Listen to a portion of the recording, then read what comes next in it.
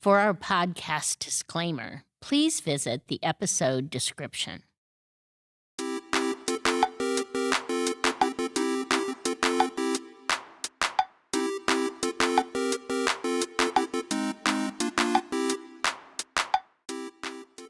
Thanks for coming back to What the Heck is Happening in HR. Today we're going to talk about a growing issue, and that is artificial intelligence and HR and the integration of those two.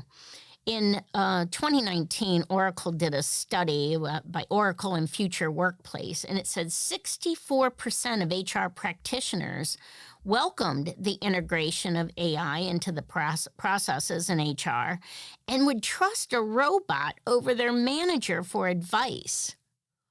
Wow. I was pretty shocked at that. I'm curious as to whether that's going to be true in a post-COVID world, but I am really wondering about that. So your relationship would be with a robotic response rather than a person. One of the good ways that AI is helping employers and employees is the fact that what comes in on a resume or a CV can get put into a smart digital form, and that's really helpful. People don't need to recomplete or they copy and paste what needs to go into the application.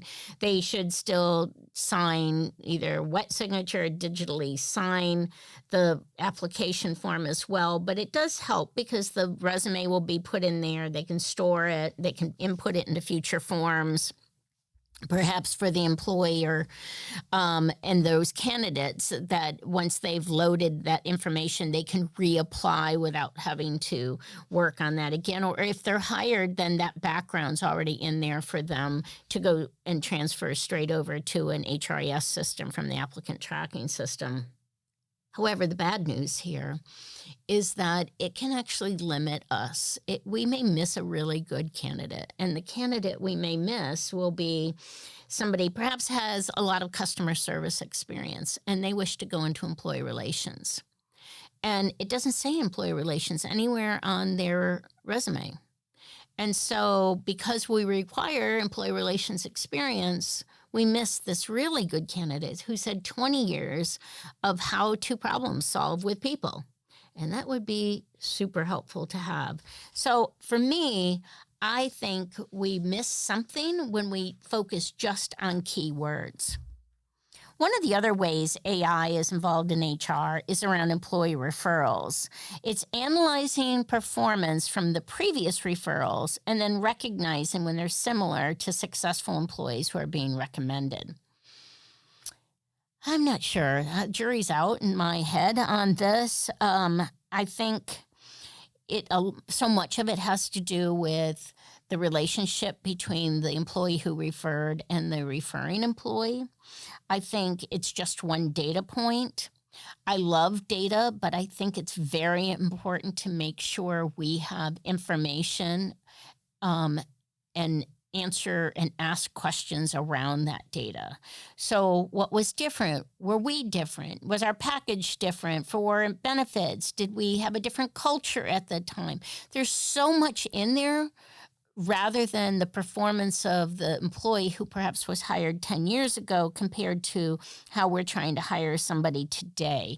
And I think we're trying to get away from being accountable for our decisions. We should be able to say why we are doing what we're doing.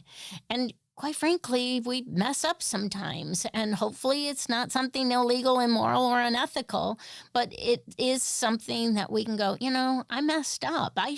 I looked at the wrong information, and you should have received this amount of pay, and we're going to make right on that. And then you make right on that, and you share it, and you're shown to be someone who has transparent, honest information. But certainly AI, whether you're using it to write a job description when you haven't even gone out to look at the job. Perhaps you're like, oh, Kelly, we don't have any job descriptions. So I pulled AI and it's writing all our job descriptions for us. Okay. It's writing your job descriptions, but are they truthful? Are they what you do? Have they been reviewed? Do they make sense? Are they written in a language so that the person who does the work recognizes the job? I've been in places where people have written job descriptions. They've made some beautiful job descriptions, but they weren't written by the people who um, are doing the job, and they aren't even reviewed by the manager of the person who's doing the job. There is an art and science to employee engagement. And so some of that is being able to just know day to day what's happening in your workforce and what's going on and how to keep the conversation going. And so sometimes you can use AI to take care of some of the conversations that pop up relating to just general questions, benefit questions. Perhaps they're used to dealing with that on other sites. And so you're like, okay, I can address some of them, or like, what's happening today? And so there's a bot that can give them that answer as to these are the visitors we're having in today. And we've got this employee meeting, and don't forget to turn in your benefits information. And so you can use it to disseminate information.